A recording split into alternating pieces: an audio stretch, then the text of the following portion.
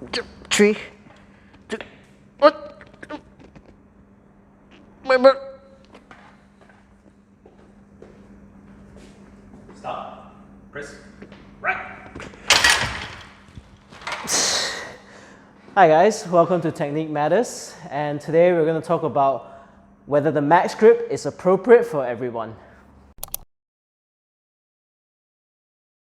Hi guys, this is JJ from Technique Matters. So today we're going to talk about whether the max grip is the best grip for you and if it's the grip that's appropriate for you, and at what point should you transition or maybe narrow your grip up. Alright, so within powerlifting, one of the benefits of using the maximum legal grip of the 81 centimeters as indicated by the rings is that you'll be able to reduce the range of motion that the bar has to travel, therefore allowing you to press more weight. As you widen out your grip, the other benefits as well is it allows you to load your lats, your pecs as well as your triceps evenly so that you can use the maximum amount of muscle to move the most weight. However, one of the common mistakes that people make with the max grip is they want to get all the benefits, but they forget that with any sort of training decision, there always comes a cost, right? And one of the reasons people transition to the max grip and then decide that it's not for them and therefore they don't use it and gain all the benefits of it is because they have not done all the big rocks of bench pressing correctly in the first place.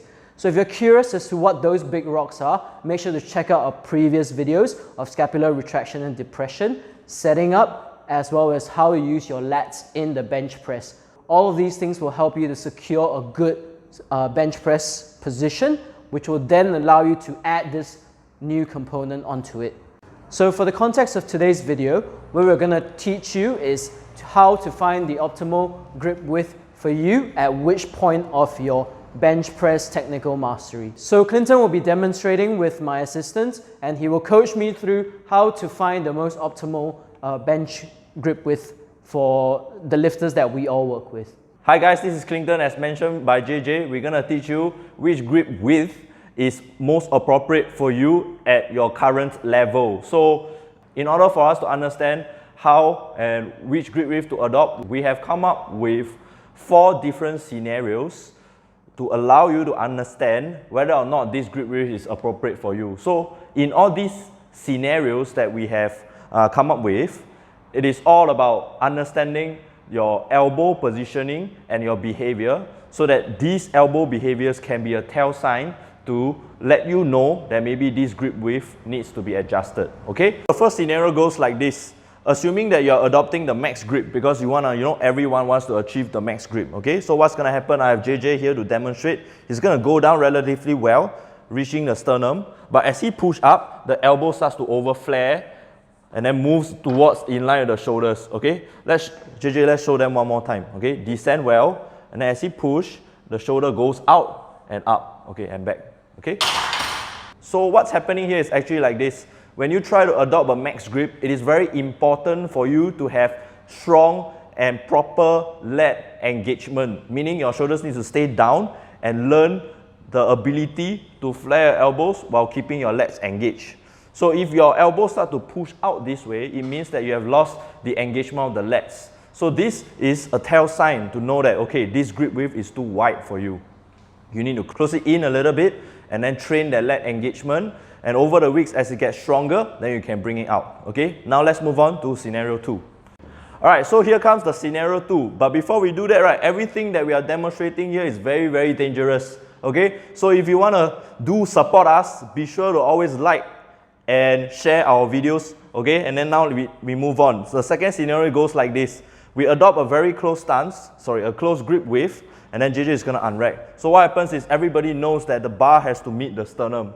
So he tries to bring the bar towards the sternum, and then that's pretty good because the elbows are in line. But what happens this way is his shoulders will tend to move forward, head comes up, and then he presses. Okay? So when you're doing it this way, there's a very high chance for your shoulders to lose its retraction, meaning your scapula will open up and then your shoulders will come forward. So if this happens, most probably you're only trying to use your triceps to push the weight up and losing that recruitment of the pectoral muscles. Because if you lose retraction, your shoulders will be forward and it's very hard to use the chest to push. Okay, so that's number 2. Now we go to number 3. All right, so in scenario 3, what's going to happen is, imagine JJ is a very, very strong, big muscle dude. Okay, he's going to unrack the bar like a bro bench press, and what's going to happen is he's going to bring the bar down and then tuck his elbows in all the way. Okay, so when he's like that, right, the elbows is way past the direction of the bar. So when he press, the only way he can do this is by his tricep. Okay, let's do a couple more. Right, good, one more. Okay, and press. Okay, back. So this scenario is very similar to scenario 2 as mentioned before. What happened was, in fact, he's not even trying to retract and depress his shoulder blades. He's just trying to bring the bar towards the sternum. So there was no intention of creating retraction and depression. And what happens is the bar and the elbows are not aligned together. So it's sort of like over tucked in this way. So in this position, the only muscle that you can recruit to press the weight up is the triceps. So let me ask you this question. If you have the chance and opportunity to use your pectoral and your triceps to do the work, why are you not using it? Let's go to scenario 4. Alright guys, don't be depressed yet, we have one more left. So this is scenario 4, okay? So by judging by all the scenarios we have mentioned, you more or less understand what we are trying to look at already. We are always trying to look at your shoulder positioning and elbow behavior. So more specifically in the grip width, we are looking at our elbow behavior, right? So more or less in the ideal situation, we want our elbows to be always stacked right under the barbell, whichever way, which grip width you are using, okay? So now in this scenario 4, right, we are trying to use the same ideology of trying to keep the elbows in line with the bar at the bottom of the bench. So JJ is going to demonstrate here. Okay, so this requires a high arch. So only skillful people can do it. Alright, so he's going to unrack. Pretty good. So he's adopting a very, very close grip right here. Alright, so retraction and depression all good. And then down. Okay, so in this position, right, in order for his elbows to be right under the bar, the bar has to be away from the sternum, near towards the front abs here. And then he's going to push. Okay, let's do a couple more. Okay, just one more. Good. And back. Okay. Alright guys, so this may seem like a pretty good bench, especially for a close grip, but it's not very efficient. Even though everything is in place, for example, the elbows is just under the bar, retraction and depression done well, there's no movement on the shoulders coming off. But we have seen a problem. The problem is there's no way he could barely use the chest to actually press the weight up. In a bench press, we ideally want the main drivers of the movement to be the pectoral muscles and the triceps. So the whole process of the descent is to try and get our body and movement, our position ready for that full recruitment of the pectoral and the triceps. So now that we have listed out all these 4 scenarios, if all these had happened to you right now, most probably you need to do some adjustments to it. So as mentioned from scenario 1 to 4, it's either going in the grip or going out the grip. So when should you do it and how long should you adopt the closer grip if you need or wider grip if you need? Adam is going to walk you through it. What's up guys, Adam here from Technique Matters. So I'm going to demonstrate to you what to do in an ideal situation or scenario. I'm going to use JJ to help teach you this. So let's pretend JJ's never bench pressed before. He's only only has bench pressed for a short amount of time. I'm going to teach JJ how to find his optimal grip. So JJ, what I want you to do is just pretend that I've taught him how to retract and depress his shoulders and how to set up his grip. I'm going to remind you again that we've attached in our description our 2 videos, how to determine your grip and how to get shoulder depression and retraction. So JJ knows this now. So now let's determine what grip width is best for him. So JJ, what I want you to do is just set up your shoulder and depression and your grip, and I want you to set your pinky to the line. So JJ's got his pinky on the markings here. So in a powerlifting competition, you can bring your index finger all the way to here to maximize your grip. But to start off with, we're going to start here. So JJ, what I want you to do is just unrack the bar, get it in the start position, and then I want you to do 3 reps. So start, press, start, press, a rack. I've seen enough there.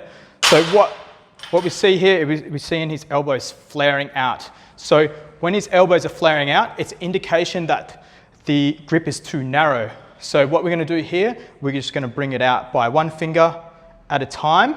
And let's say we've done this, hypothetically, we've done this already. And let's bring it out to JJ's optimal grip and get him to unrack the bar here. So the key things what we're looking for here is just to see the humerus is at a 45 degrees. The elbow's nice and... So it's not like this? Yeah, it's not like that. His shoulders are nice and depressed and retracted, and the barbell is stuck under his elbow, and it maintains that position throughout the bench press. So, and then up, yep, up. And you can see that there's no flaring or there's no tucking. So this is an optimal grip for him. Obviously, this is the maximal grip he can go. He cannot go any wider in competition, so let's stay with that grip. Rack. So there's a couple of things you really want to consider going to the maximal width. Your pecs and your shoulders might not be conditioned to that yet. And say, for example, you've been benching with your middle finger on the rings and you want to go completely wide. That's probably a little bit too aggressive. So what you want to do is maybe bring it out 1 finger and stick with that for about a training block or 3 weeks to 6 weeks, and just to get used to that position. Then bring that grip out 1 finger at a time, spend some time with that grip, then move it back out. What you don't want to do is go from 1 grip and then bring it right out to the maximal grip, and then your shoulders and pecs are not used to that, and then you're going to start get some soreness, some pec soreness, some shoulder soreness, and then that's going to give you some downtime in the bench press, and that will reduce your gains. So you will make gains along the way if you make slightly adjustments as well, but by going maximal out, in the long run, you might lose some gains. So be patient in the process. Go from close grip to wide grip. Cannot la. Bad for shoulders la. All right, guys, thanks for tuning in to our video. It's currently 7 p.m. on a Saturday night. So we put in a lot of time and effort to making these videos. You know, you got JJ and Clinton, they're also coaches as well, and we're doing this outside our time of our coaching time.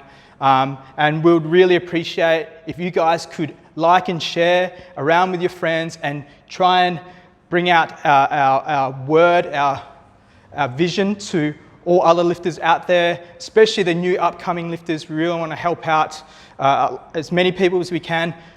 We're not making money from this. We just want to get our word out. So I hope you enjoyed the video, and remember, like, subscribe and share.